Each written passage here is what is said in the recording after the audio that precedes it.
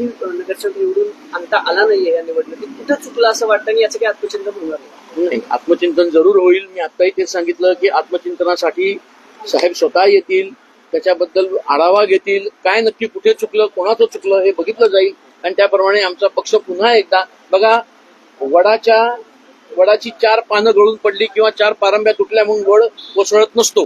त्याच्यामुळे पक्ष आहे, पक्ष पुन्हा हिरिरीने उभा राहणार आणि पुन्हा कार्यरत राहणार, याबद्दल वाद नाही. साहेब पुण्यात येत आहेत, पक्षांतर्गत काही बदल होणार आहेत असं वाटते तुम्हाला? हो, तसे होतील. रादर ते बदल करावे लागतील, कारण का शेवटी ही काळाची सुद्धा गरज आहे. त्यामुळे कुठले फक्त बदल करतील, काय करतील ते फक्त राजसाहेबच सांगू शकतात आणि कोणी सांगू शकत नाही. चुकलं काय? त्याची काही 29 नगरसेवक होते, मात्र यावेळेस नंतर भोपळाही फोडता आला नाही. काही विश्लेषण केलंय, नेमकं कमी कुठं पडलाय पक्ष? बघा, विश्लेषण म्हणजेच आत्मचिंतन असतं, बरोबर आहे. त्याचंच आत्मचिंतन केलं जाईल की नक्की चुकलंय कुठे. परंतु कसं आहे, युतीतनं लढण्याची ही आमची पहिलीच वेळ होती आणि युती ज्या पद्धतीने जाहीर झाली त्याच्यानंतर ज्या गोष्टी घडल्या त्याच्यामध्ये आम्हालाही आमच्या उमेदवारांची चाचपणी आणि समोरून शिवसेनेच्या ज्या मागण्या होत्या त्या मागण्या, त्यात काँग्रेसने घेतलेला जो स्टँड होता तो, या सगळ्याला आम्हाला सामोरं जायचं होतं.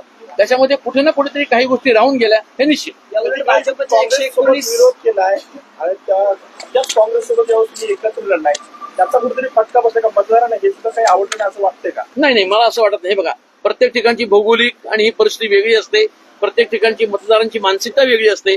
त्याच्यामुळे एका ठिकाणी एक न्याय आणि एका ठिकाणी एक न्याय हे असं होत नाही. जो तो स्थानिक स्वराज्य संस्थांच्या निवडणूक आहेत, जो तो पक्ष त्याप्रमाणे लढत असतो, त्याप्रमाणे आम्ही तिकडे या ठिकाणी निर्णय घेतला. 119 जागा आल्या निवडून, उलट झालं. भाजप आधीपासून सांगत 100 क्रॉस करून 100 भाजप निवडणुका कशा लढल्या हे पण बघा.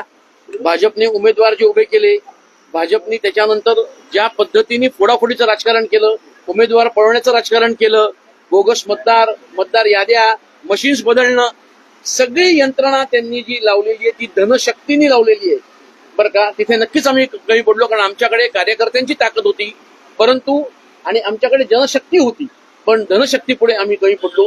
ही लढाई जनशक्ती विरुद्ध धनशक्ती अशी झाली. इतर वेळी राज ठाकरे पुण्यात येत आहेत, कार्यकर्त्यांच्या बैठका घेत आहेत, विविध वेळाला हजेरी लावतात. मात्र इतकी महापालिकेची निवडणूक असताना कुठल्याच तुमच्या नेत्याची एकही सभा पुण्यात निवडून याला काय म्हणावं? पुणे शहराकडे दुर्लक्ष केलं असं म्हणतात? नाही, अजिबात नाही, दुर्लक्ष केलं नाही. परंतु मुंबई हे सर्वात महत्वाचा यावेळेचा अजेंडा होता आणि त्या अजेंड्याला अनुसरून साहेबांनी संपूर्ण मुंबई पिंजून काढली. त्याच्यामध्ये आमची मागणी होती साहेबांनी यावं, त्याला त्यांचा दुजोराही होता. परंतु एकत्रित सभा घ्यायची होती पुण्यामध्ये, उद्धवजींचाही विषय होता. त्याच्यामध्ये कुठेतरी तो वेळ सरकला, पुढे गेला. तरी पण वेळात वेळ काढून आमचे राजसाहेब उमेदवारांना भेटण्यासाठी पुण्यामध्ये आले, त्यांना मॉरल सपोर्ट करायला. एक शेवटचा प्रश्न, तुम्ही म्हणताय की बदल होतील, काय सगळे पद बदलतील, नव्यांना संधी मिळेल, शहराध्यक्ष बदलले जातील? बघा, तुम्ही सातत्याने एकच विषय विचारताय. बदल होतील हे निश्चित. कसे होतील, काय होतील, साहेब संपूर्ण बदल करतील का काही ठराविक बदल करतील हे मी सांगू शकणार नाही. हे स्वतः राजसाहेब सांगतील आणि ते कधी सांगतील, ते पुण्यात आल्यानंतर सगळ्या गोष्टीचा आढावा घेतील, कार्यकर्त्यांशी चर्चा करतील आणि मग त्याबद्दल निर्णय घेतील.